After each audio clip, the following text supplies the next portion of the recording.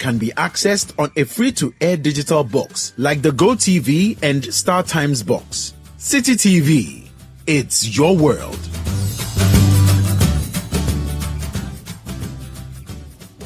The sisters are back with more chic and spice than ever. Join the League of Exceptional Sisters as they come to the rescue of relationships with the all-new season of Sister Sister. Be it gut-wrenching personal secrets, jaw-dropping partner shenanigans, or the cringe-worthy deeds of family and friends, our sisters will be here to help you weave through the simplest and most complicated relationship issues. Sister Sister airs every Thursday at 7 p.m. on 97.3 Citi FM and every Friday at 9 p.m. on Citi TV. Sister Sister is sponsored by Kel Kids Toothpaste, the Ghana AIDS Commission, and Onga.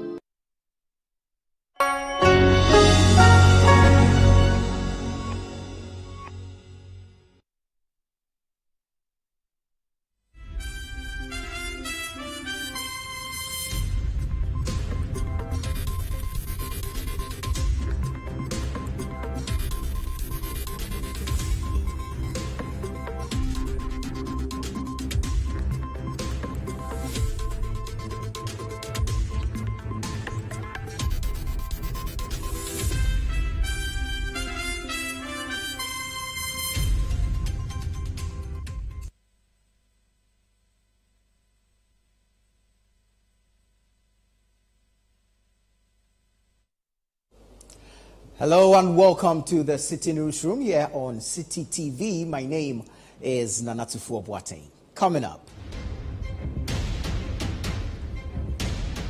President Akufo-Addo appoints Ken Ofori-Atta as caretaker Minister of Trade as he accepts resignation of Alan Kwadwo Kyerematen.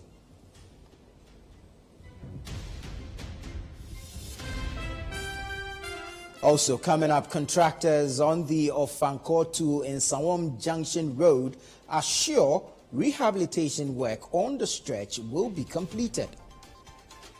We are going to also work over the weekends as well. Yeah, so with that, we strongly believe we will be able to meet the target. Some persons contracted by the government to supply seedlings for the Green Ghana project in the Bunu region yet to be paid. For 2021, some had been paid, but 2022, none at all. And the necessary to we need funds to start something for this year towards the next program for this year. Also in the news, we'll take you to the northeast region to meet the tallest man who is battling chronic wounds. So people like taking pictures with you. I like entering into public, big people, where big people are. I have to get myself there, you know. If you like those things, you don't have to let yourself dirty. And later, President Akufo-Addo to address the nation on the anniversary of the Fourth Republic.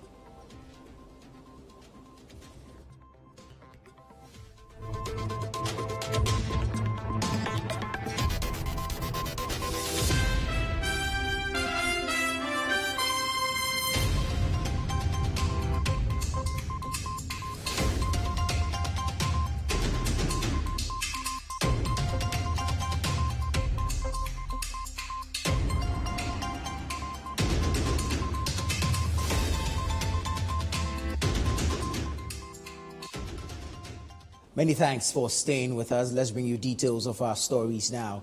Now, President Akufo-Addo has accepted the resignation of Trade Minister Alan Kwadwo Kyerematen. Mr. Kyerematen resigned on Thursday after a marathon meeting with the President at the Jubilee House.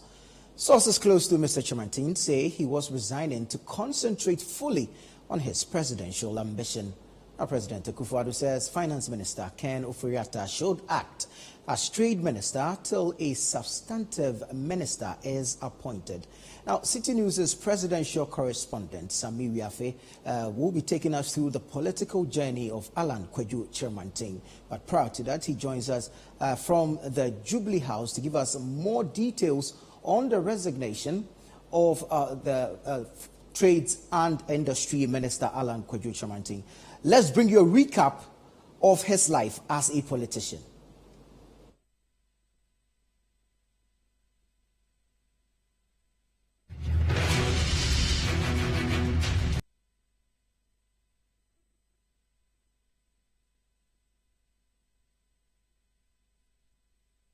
Mr. Alan Kyerematen shot to political prominence in the early 2000s after former President John Agyekum Kufuor appointed him as Ghana's ambassador to the USA from 2001 to 2003.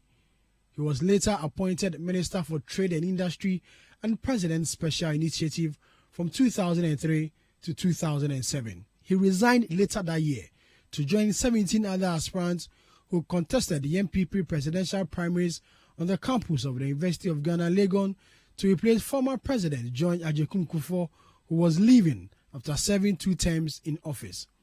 He lost to then candidate Nana Akufo-Addo after obtaining 32.3% of the total vote cast. He was first runner-up to Nana Akufo-Addo, who gained 47.96% of the total votes. In 2009, Mr. Alan Kyerematen resigned from the MPP over allegations that his supporters were being intimidated. Though he has denied these allegations several times, many still hold against him. Mr. Kyerematen in 2010 and 2014 made another attempt at the party's leadership, but lost again to Nana Akufo-Addo. In 2012, Ghana nominated Alan Kyerematen for the post of the Director General of the World Trade Organization to succeed the outgoing Director General Pascal Lamy, and his candidature received the backing of the African Union, but he lost in the final stages. He returned to Ghana to join the campaign of Nana Akufo-Addo for the 2016 election and was promised the trade minister by then candidate Akufo-Addo even before the MPP won the election. True to his words, in 2017, President Akufo-Addo appointed Alan Kyerematen as Trade and Industry Minister, a position he has occupied before. Mr. Kyerematen was to spearhead the government's ambitious and flagship program of One District, One Factory, which aimed at industrializing the country. Already, over 100 factories have been established under his watch. Mr. Kyerematen has not hidden his ambition of leading the MPP into the 2024 election after failing in 2007, 2010, and 2014. He is always seen at major party events and supporting the party financially. In 2001, Mr. Kyerematen donated an amount of 20,000 Ghana cedis and 1,000 bags of cement to the construction of the party office in the Volta region. In December 2022, Mr. Kyerematen announced that he will bear the cost of printing albums for all 275 constituencies that will be used for the party's presidential and parliamentary primaries. As Trade Minister, Mr. Kyerematen is credited for lobbying the African Union to bring the Secretariat of the African Continental Free Trade Area to Ghana. He is also credited with the establishment of various automotive assembly plants in the country. A mention can also be made of the business resource centers across the country, the industrial parks, among others. Many say his commitment to creating mass employment through trading and industrialization is unparalleled. Alan Kyerematen will not be the only person seeking a leadership challenge in the MPP. The Vice President, Dr. Mahamudu Bawumia, has not hidden his ambition, as well as Agric Minister Dr. Owusu Ekoto-Efriye, former Railway Minister Joe Gatti, former MPP General Secretary Kwabena J. Japon, former MP for Mampong Francis Adainimo, and recently the Member of Parliament for the Asin Central Kennedy Japon. The MPP will later this year elect new presidential candidates and 275 parliamentary candidates.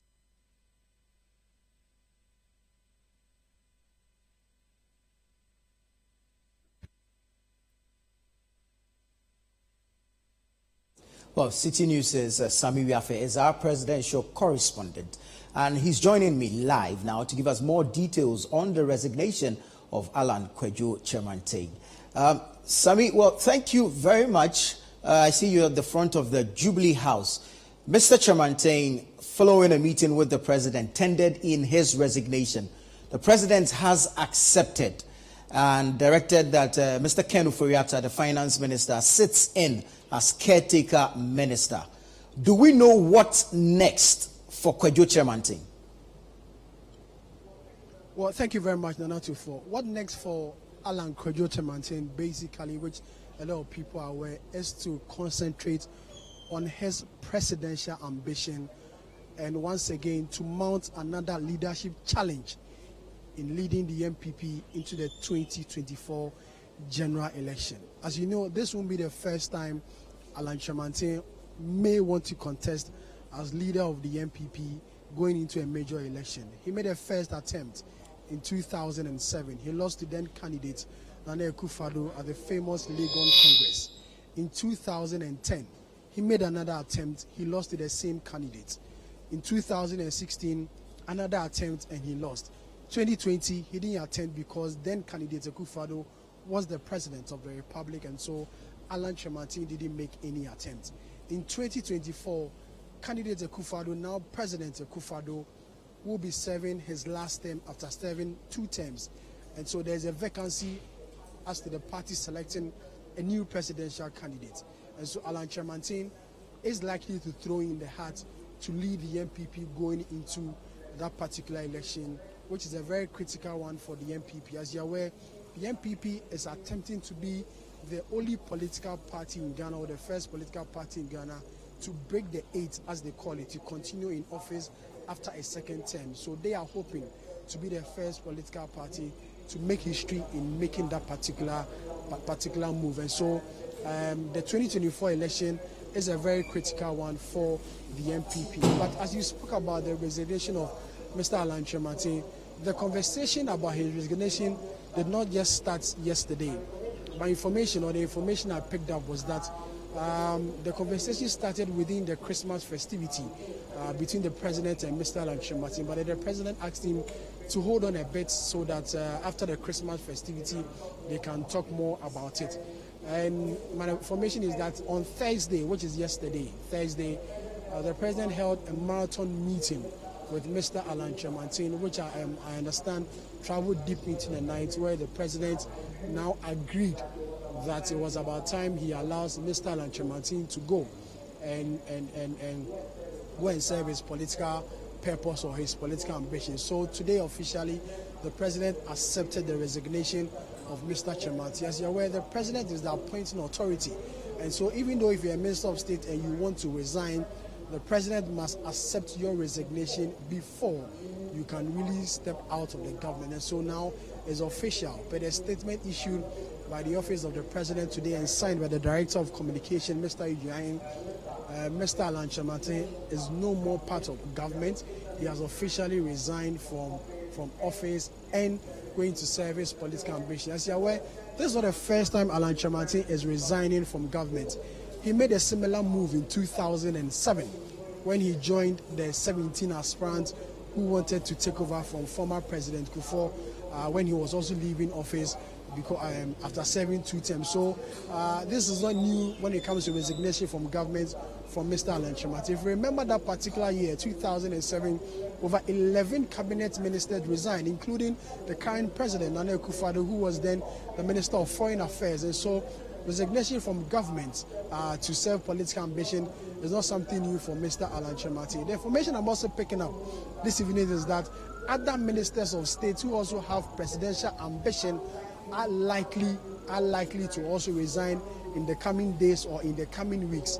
So an individual like the Agric Minister, Dr. Akoto Efiye, information I'm picking is that is also likely to resign because he has also declared his intention or has the presidential ambition of leading the MPP into the 2024 election. So information I'm also picking is that it is most likely that he may also resign in the coming days or in the coming years. So it's going to be very, very interesting with regards to development within the government and development within the MPP. The information I'm also picking up is that the president is most likely to undertake a reshuffle later part of this month. And so all these people who are resigning, or people who are going to resign from this government, are doing so that they don't become a disruption to the government of Akufo-Addo and not let their presidential ambition come into the way of the government activity. That's the latest here with regards to the resignation of Alan Kyerematen and other ministers of state who are most likely to follow suit. Right, Samina, President Akufo-Addo is one who has shut down calls for a reshuffle of his ministers on a number of occasions. Same precedent when calls came for the resignation or firing of Finance Minister Ken Ofori-Atta. He reposed confidence in him and asked that he be allowed to complete negotiations with the IMF. For someone who had so much faith and confidence in his appointees, how much of a convincing did Mr. Kyerematen have to do to get him to accept his resignation? Well, if you remember, somewhere in 2022, there were reports that the president has asked all those who are nursing political ambitions to put their positions down. If you remember very well, the president made those comments to these ministers of state during a cabinet meeting, that anyone who has an ambition of succeeding him in 2024 should prepare to resign from government. And so Mr. Alan Kyerematen doing exactly what the president had told them in cabinet wasn't really surprising for him or any of his colleague ministers of state, because already the president has given them the red flag with regards to this directive. But for someone like Mr. Alan Kyerematen, he is considered to be a very key member of government, the Minister of Trade and Industry, a cabinet portfolio, a cabinet minister. It was a very difficult decision for Mr. Alan Kyerematen to have taken, and for the president to also accept that particular position, because he considered Alan to be a key person within this administration. If you are aware, Alan Kyerematen was given the mandate to spearhead the ambitious and the government flagship program of the One District, One Factory initiative, which was a major political promise by the then candidate Akufo-Addo coming into the 2016 election. So it was more or less the baby of Alan Kyerematen to spearhead this particular agenda. Already we are told that over 100 factories have been established under this particular initiative, all thanks or credit to Mr. Alan Kyerematen in ensuring that this particular promise or ambition of this government is fulfilled.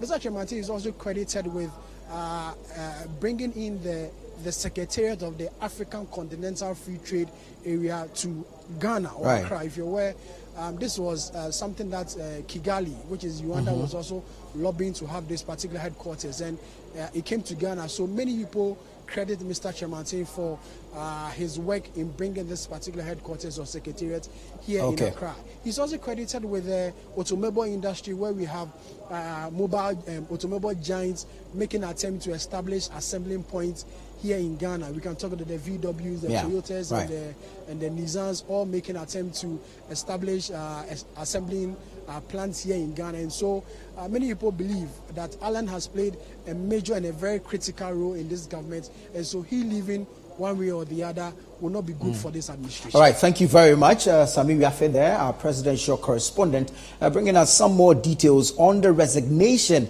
of Alan Kyerematen from office as Trade and Industry Minister, and the subsequent appointment of Finance Minister Ken Ofori-Atta as a caretaker minister for the Trade and Industry Ministry until a time where a substantive minister is appointed. Right, now let's move on to some other stories where the National Democratic Congress, NDC, has announced that it will not hold its presidential and parliamentary primaries on Saturday, May 6, 2023. According to the party, a communique containing details of the elections will soon be announced. Citi News' Philip Nilate has more in the following report. The National Democratic Congress (NDC) earlier released a timetable after the party's Functional and National Executive Committee (NEC) meeting, stating that both presidential and parliamentary primaries will take place concurrently. The release also added that the opening of nominations per the timetable would be from February 22nd to February 24, 2023, and submission and filing of forms have been scheduled for Monday, March 20, 2023 to Wednesday, March 22, 2023. But in a media interview, the General Secretary of the party, Fifi Kwete, says other meetings must be held after the NEC meeting. He added that in due time, the party will officially communicate the agreed dates for the presidential and parliamentary primaries to the public. We'll be coming out with a formal announcement in due time. Our processes towards the announcement have not been concluded. Once those consultations are properly been done, we'll be in a position to come out. Yeah, but NEC is not the final stage. After the NEC, we still have a process to go through, and after we've done that process, then we'll come out with a proper announcement. So what is being circulated around? Disregard everything until my office formally comes out with a detailed communique. So it's not the month of May? I'm saying disregard everything until I come out with a formal announcement. When that formal announcement is coming, you'll be duly informed. So you can't tell us when the formal announcement will come out? As I said, you will be informed duly once the processes are through. So everything else you say, disregard them until an official communique comes from my office. Addressing the Muslim community at the National Mosque at Kanda during a Thanksgiving prayer ceremony, the national chairman of the NDC, Johnson Esiedun Ketia, announced that all aspirants who emerged victorious or lost in the national, regional, constituency and branch elections will be given a role to play in the bid for the party to snatch power from the NPP in the 2024 elections. You all have the patience to help the party to do a total deployment of all the members of NDC so they can all have roles to play even as we march to secure power in 2024. And I will repeat that the deployment is going to be total. Everybody in NDC will have a role to play so that we can march towards a common objective. We see our responsibility not only towards NDC, but we see that there is a national assignment that we have to undertake. In our view, where we are now should not be the place of Ghana. And we need to effect changes. The leadership of the National Democratic Congress wants all and sundry in the party to play their role well as the NDC hopes to win the 2024 general elections. Reporting for Citi News, my name is Philip Ni Latte.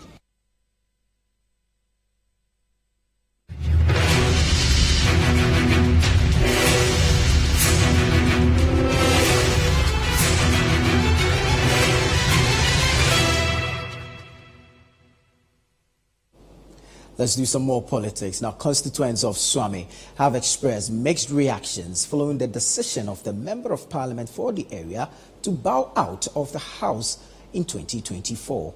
Ghana's Majority Leader, Osei Chimensa Bonsu, has been in Parliament since January 1997. The leadership of the New Patriotic Party in the Swami constituency insists the Member of Parliament for the area has done unprecedented work in the constituency. Now, our Middle Belt Bureau Chief, Edward Opon-Mafo, has more in the following report. Edward, give us the details.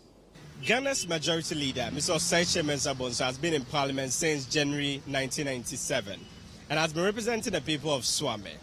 It has not been without controversies over the years. Some have applauded him for doing a lot to improve their lives. Others have also criticized him.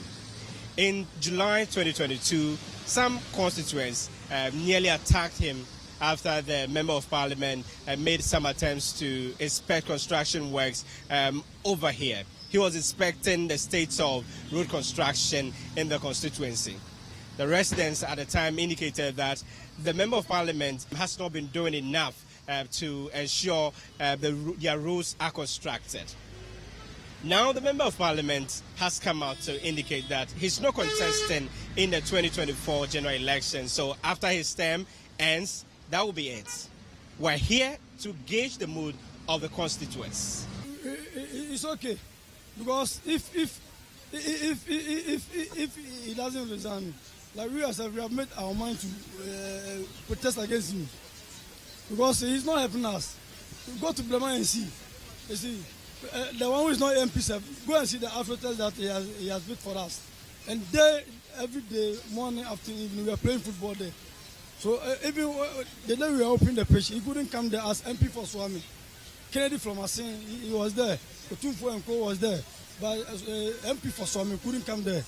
Because Fisher, he couldn't do that pitch for us. So you feel he has not done much for you here? Never. He has disappointed us. He has disappointed us a lot. Oh, say, on one case, I take that decision. Say, maybe. Say, yes, Swami, you're not Bruno. You say, you're Niati, you're Niadaho, you're who say, Chairman. Some residents are, however, calling on Mr. Osei Mensah-Bonsu to reconsider his decision and contest in the next elections because of the years of experience that he has had. They believe that Parliament still needs his experience. He's doing well with this area, especially the roads and what can I say, the street lights. Some are on, some are off. He should continue. We don't have men at the Parliament die. We don't have men to work for Ghana. I'll be happy if he continues to work with the Parliament, with the MPP government as well. If he is not contesting, it will not help the party in the first instance, because he has experience in the politics and in the Parliament. Although he's not a lawyer, but with the more experience he has got from the parliamentary proceedings. This Swami macro through to the Chronom stretch is the portion of the road that led to the near attack on the Member of Parliament for this area. The residents are so far happy with how construction works are going on, and they are calling on authorities to ensure that they commence work on the interchange project as early as possible so that it gets completed on time. I've been joined by the communications officer for the Swami constituency for the NPP, Mrs. Lilia Pian, to really find out what the Member of Parliament for this area has been doing for the people over the years. If you go to all these electoral areas, virtually we have developments, new structures ongoing, some are completed and handed over to their education office.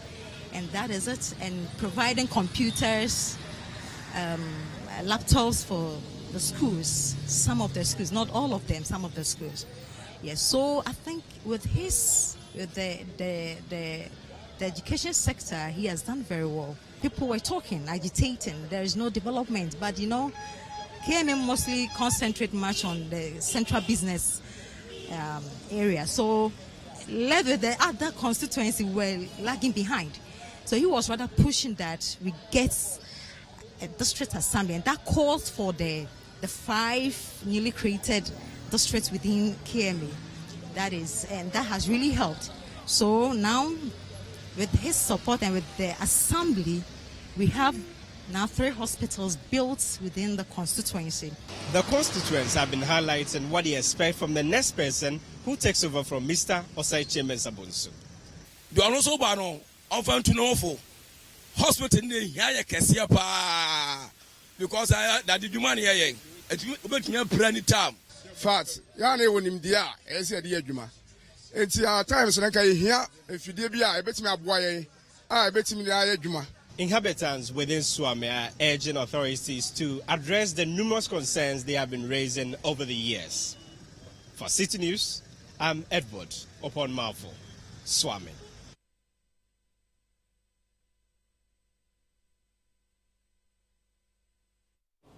You're watching the Citi Newsroom here on Citi TV. When we come back, we'll take you to the northeast region to meet the tallest man who is battling chronic wounds. bring you the details shortly. Do stay.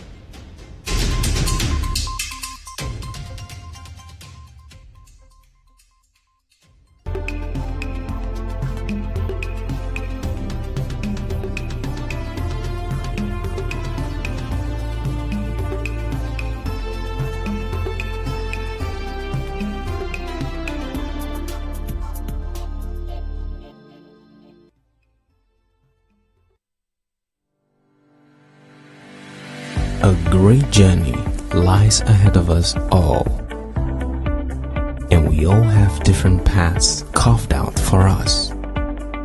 No matter who you are and the path you're on, make sure you choose a partner you can trust, a partner with integrity who will always give you the support you need when you need it. No matter what you do and where you are in your journey in life, you are very significant, and so is the path you're on.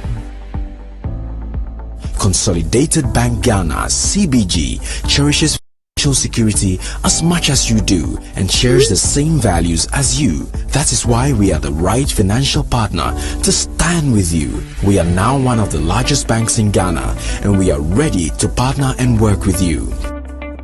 CBG, we stand with you. Finally, anyone can become a household. Oh, wow. Yeah.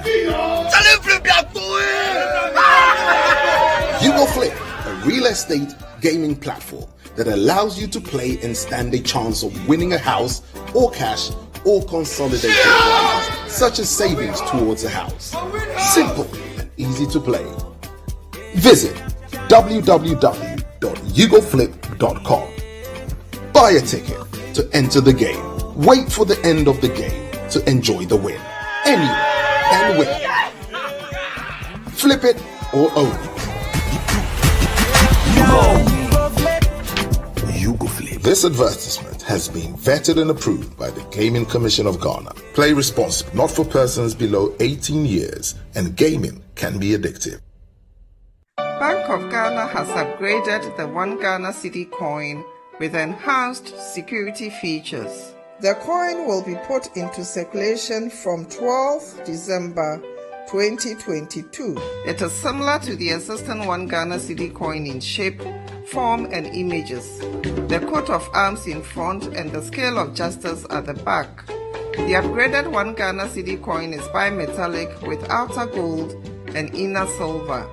The coin has a pronounced rough edge and incorporates a latent image which appears in a rectangular form below the scale of justice at the back.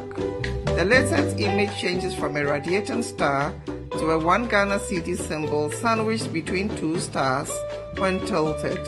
The existing and the upgraded One Ghana Citi coins will co-circulate until the existing coin is gradually withdrawn. The general public is encouraged to accept the coins and use them.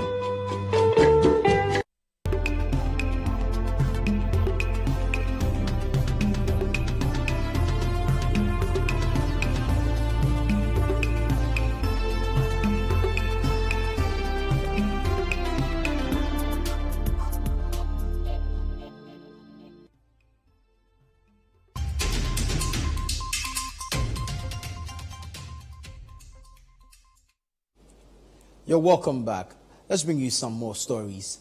Now, at 7 feet 4 inches, Sulemana stands taller than most buildings in Gambaga. Unfortunately, Sulemana is physically unfit. His gigantic stature also means he must find fitting clothing to protect him from the vulgarities of the weather. In this report, our Northern Regional Correspondent, Dinah Engwan, visited Sulemana in the Northeast region and comes through with this report. Isaac Musa has been sewing men clothes for over 15 years now. However, he has for the past 7 years been making clothes for Sulemana Abdul Samed, popularly known as Awuche, which means let's go. The 29-year-old whose height measured 7 feet 4 inches is 1 feet away from the world's tallest man. Every month, material mashika first rana pile kala with 8 years and take you 10 and tell me 12. So haltin jawa halon ko the last time tun kusha unima last time tun da zan 14 years arabu pai sai tun da labon topi 2 years ka ana yinan okay so nda lala mazu ira ka ni ma anyala wala anyala atuguni in sort of kanda ko sha fulin changla atuguni una wa alma kan mazu ka shi wonji ana ka tara laban wala ntuga so all the time okuchana dia every month kala wonjo sometimes she la weekly onima so unto chana sometimes ka it take measurement ma ka dinya la shi ka laban wala ya laban pasi material ma kadi palala akupagu. Awuche tells me he's paying the price of becoming famous in a sense that he has to be smartly dressed. However, finding his clothes size on the open market like other men do remains a hurdle due to his height. As such, he had to resort to a tailor to make his preferred outfit. So people like taking pictures with you. I like entering into public, big people, where big people are. I have to get myself there, you know. If you like those things, you don't have to let yourself dirty. You know, that's why because I can't get a t-shirt like the one that my brother is wearing. I can't get something like that. And then, you know, it just... You mean you don't get your size in them? No. It's not the tailor measure me and then sew a nice clothes for me. That's just the and if I'm going to buy materials, just buy materials like 12 years and then you give it to him. And then you will just be sitting there and then he called you. So the material you brought will not reach you. You have to add another two. So that's unexpected money. So you go and buy another two and then come and add so that it can't the way I want it. This, he said, is taking a toll on his finances. He tells me his mobile money business has collapsed. Aside from clothing, Awuche does not have a befitting bed. This double-sized mattress and a student mattress has been combined to give him relative comfort. Even that, he tells me he sleeps in a diagonal way. Because of my height, I realized that this mattress is too small for me. And my height is, I'm longer than it. So I can't lie on that mattress alone. So I have to buy this one. And I bought it on 2021 and then I just set it small so that I can't help myself. In that the small mattress, when the visitor comes to sleep on that mattress, it disturbs me because I can't sleep well. My mattress is not well positioned. You know, the height of my mattress is not. Sometimes I have to put myself down on the floor, and then half of my body will be on the floor, and then the others will be on top of the mattress. Yes, from afar, he looks tall and a giant, but a closer view of him reveals Awuche is physically unfit. He's battling chronic wounds, with bandage tied on the left leg. There's also a visible wound on the right leg. Every blessed day I go to GMC, every blessed day, and it's just this day that the doctor advised me that I should be coming on every 2 days or every 3 days. I should try and maybe sit in the hospital. What's the cause? Is it like you had an accident and had a wound? Yes, I had an accident and the wound was put in, and it's not going. Even because of that, I went to Citi Teaching Hospital because of my wound, and then they realized that the wound will not go until my height. I stopped growing tall. So the more I grow, the more the wound to increase. So they manage it in such a way that it stops in a particular point so that it won't grow. And then I also get, even just nowadays that I'm free to walk a little bit. I was not able to walk. That was 2020. That was around July, and then September thereabout. I was not able to walk. Ordinarily, anyone in Awuche's fame would have been excited, but he tells me the thought of his health condition is draining. It disturbed me a lot. It disturbed me a lot when I think that Awuche is the tallest man in the country or in the world, and then you get to a point that he's not feeling well. You know, I myself don't feel happy on that. If it happens that my leg my wound was not to be there, and then it's just the back of my cord. It's just, I would have been happy a little bit, but, person with a height like this, and there was a fit in him, standing fit, the place I would have been going far. Family and friends who provide support to him from time to time are appealing to the general public to assist Awuche to get medical support.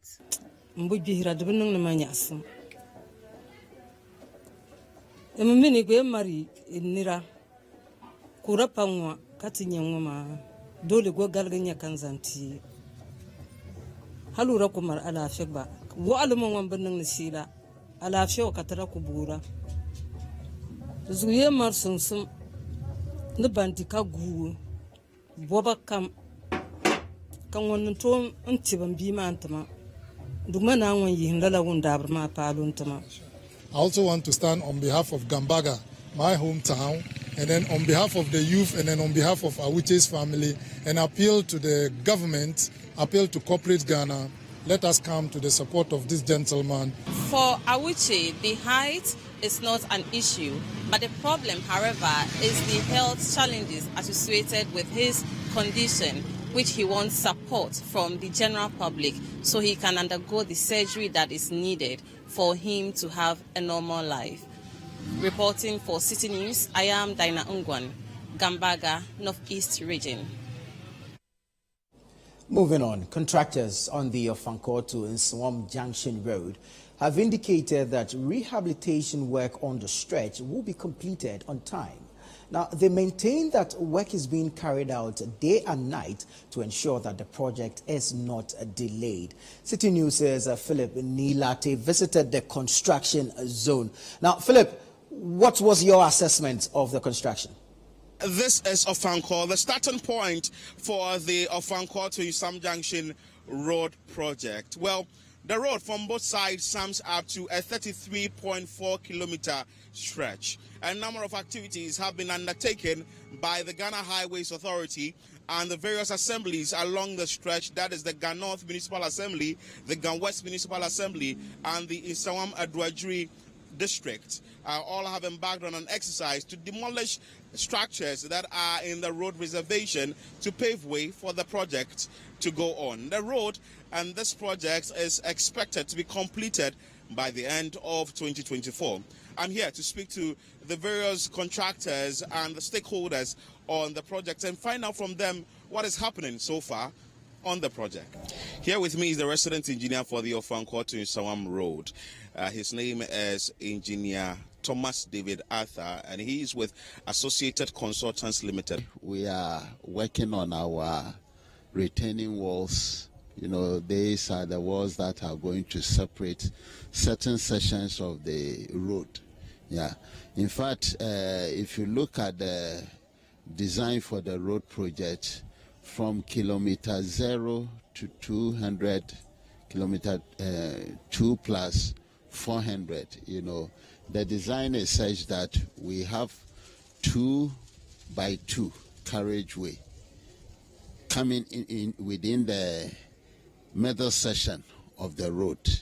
That is Kumasi direction and Kumasi to Accra direction. Then on the outside, we tend to have the 2 by 2 service lanes. Mm-hmm. And these are going to be constructed and finished with asphaltic concrete pavement structure. Mm-hmm. Yeah. The whole project in SF is going to comprise of a bridge over the railway crossing, which is closer to Ofanko, a location where technically we refer to as 0 plus 800 kilometers. We are seriously dealing with our retaining walls, yes. And so when you go along the road section, the road stretch, you will see that the concentration is on the retaining walls. Yeah, our contractor is well resourced, yes. The number of vehicles and equipment that he has put on the project, yes, it clearly shows that he's in to do serious business. So as for that one there, we can assure them we are going to work day and night, and then we are going to also work over the weekends as well. Yeah. So with that, we strongly believe we will be able to meet the target. Senior Project Manager for the Ofanko to Islam Junction Road, Engineer Mahama Abdullahi, is hopeful that the road will be completed within the 24 months, barring any unforeseen circumstances. We're going to have a lot of works done beyond the normal hours of 8 to 5. If you visit the site in the evening, you see that a lot of works are ongoing. Works that will not be a difficulty during the night are also taken into consideration. There are a lot of light to illuminate those areas where we are doing massive extension works in the evening, such as the drainage works, the excavations, the median filling. Yeah, so we are very hopeful that without any force majeure, extensive force majeure, i.e. extensive rains, Maripoma should be able to complete the project within the stipulated period. And we expect that the motorists would actually adhere to, so that we don't come to have bottlenecks to that will inconvenience other motorists who are using the road. Aside that, I think we'll just be on the same course to be able to find the road on time. What will be your final works? Oh, the motorists or the general public should just be hopeful that the contractor is worth his salt. Maripoma is a very big local contractor who has a lot of marks achieved already in the construction industry. So this is just one of them that we're just going to add to the glamour of work that they have already executed. Rehabilitation of the Ofanko to Insawam Road is moving on steadily. According to the contractors, they are hopeful that the project will be completed on schedule. Reporting for Citi News, my name is Philip Latte. This is still the Citi Newsroom here on Citi TV, still ahead. Some persons contracted by the government to supply seedlings for the Green Ghana project in the Bunu region yet to be paid.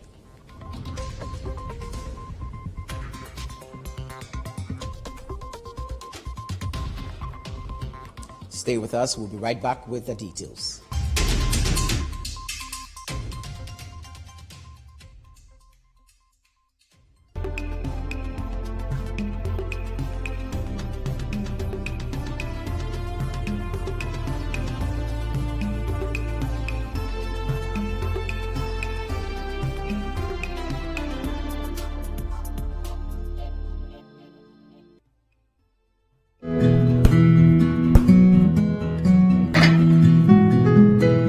Is the neighborhood I'm having my twins. The very reason why I took it for us. See, the price is very good and it's spacious to contain all of us. Alphabet City. Now I'm a landlord. I don't pay rent. And my Airbnb business is booming. To me, bank and I'm say Alphabet City.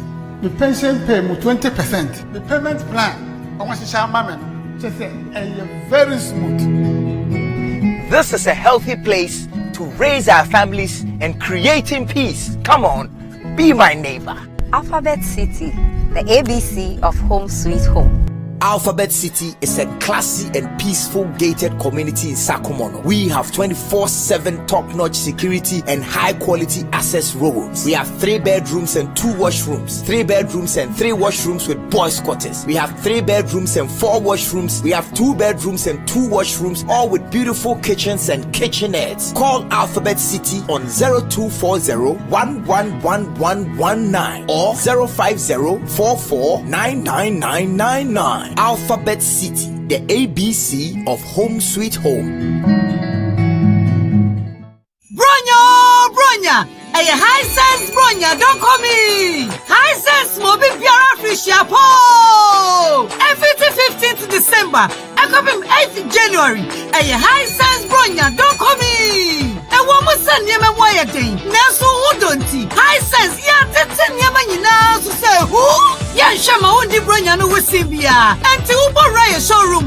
When it is a Pia pocket level showroom Yamanina, a Bronya, don't call me. TV, fridge, freezers, air conditioner, smartphones, sound system, and it be Pia or high sense showroom Bia, a high sense Bronya, don't call me. And maybe Bian Teto, and Kwane here. To high sense D.O.B. Bronya, no feeling. Every 15th December, I come him 8th January, and high sense Bronya, don't call me. High sense, everyday prices for everyday people.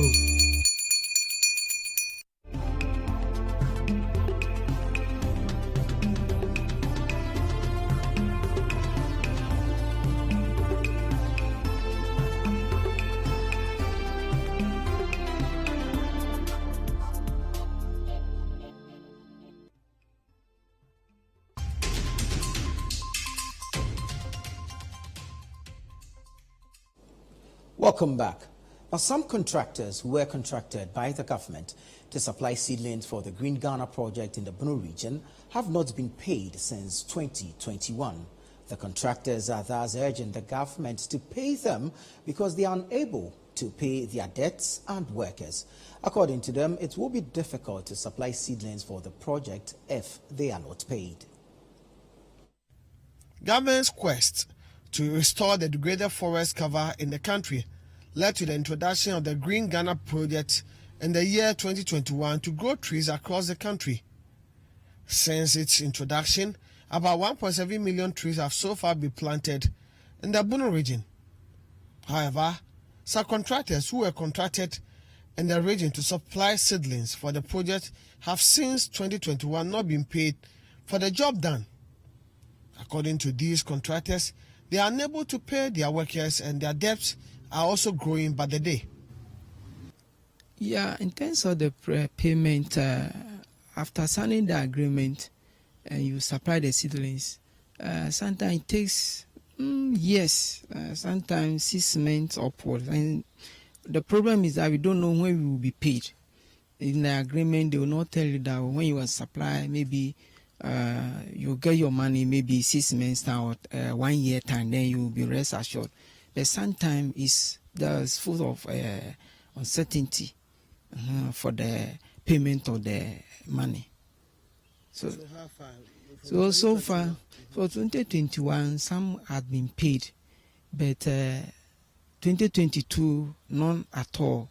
And the necessary we need funds to start something for this year towards the next program for this year. And so we don't have money to purchase some of the materials like the polybags and the seeds and other things that will enable us meet the target on time that the government will demand for the seedlings.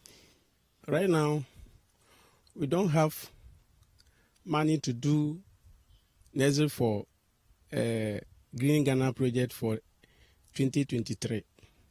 Right now, rubbers, polybags, we don't have money to buy.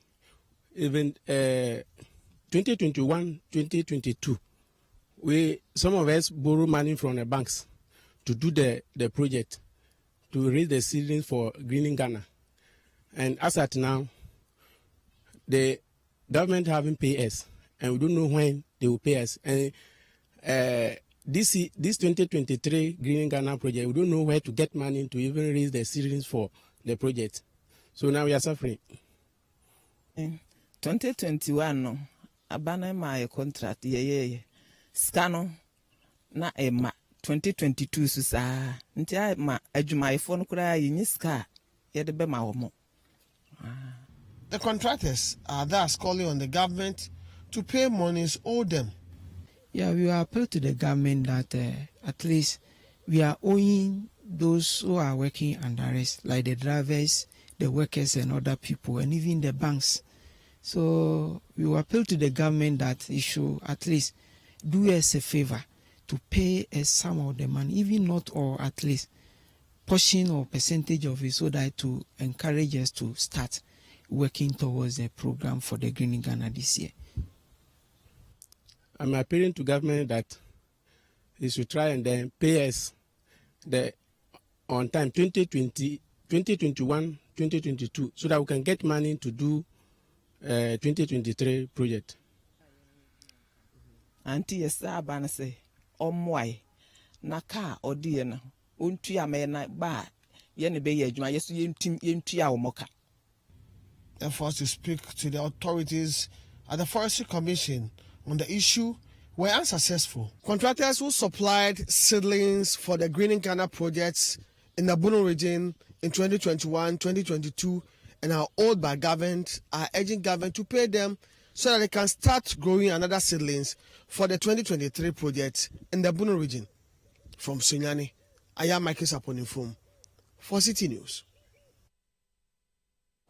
Now, President Akufo-Addo says he believes the economy will be restored in the shortest possible time, as his government has taken several initiatives to revive or restore the current economic challenges. The president made these remarks in his address from the Jubilee House on the occasion of the 30th anniversary of the Republican Constitution. It's a special prosecutor, an independent non-partisan body with a relevant professional capability and exclusive mandate to investigate and prosecute acts of corruption. As President of the Republic, I assure you that out of duty to our children and grandchildren and to generations yet unborn, my government will not give up when it comes to deepening our democracy and guaranteeing the integrity of the electoral process. And neither should you, the Ghanaian people. We do not have to look far back into history to see that stable period of constitutional government and intelligent management of the economy lead to prosperity. We must do everything within our means to safeguard our democracy. Tomorrow's milestone is to the great credit of you, the Ghanaian people, the ordinary men and women who make up the fabric of our nation. 30 years ago, all of us resolved to build under God a united nation, grounded in democratic values and the rule of law. We've advanced a great deal in realizing this vision, and I'm confident that with a spirit of fairness, hard work, integrity, and reconciliation, the best days of Mother Ghana lie ahead of us. Even though we're presently confronted with difficulties in our economic performance, I do not doubt our collective resolve to work our way out of these challenges and put our nation back onto the path of progress and prosperity. Let us therefore continue to work to create the platform for the evolution of a new Ghanaian civilization, which will thus give meaning, true meaning, to the foundational values of freedom and justice on which our nation... Well, that will be all for the Citi Newsroom, which came to you live from our studios here at Tesano in Accra. Our website, citinewsroom.com, has more information on our top stories and more.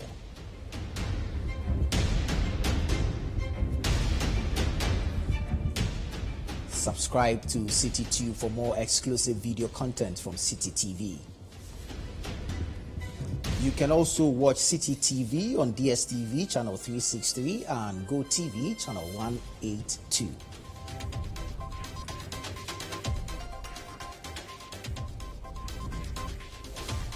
My name is Nana Tufo Boate. Many thanks for watching.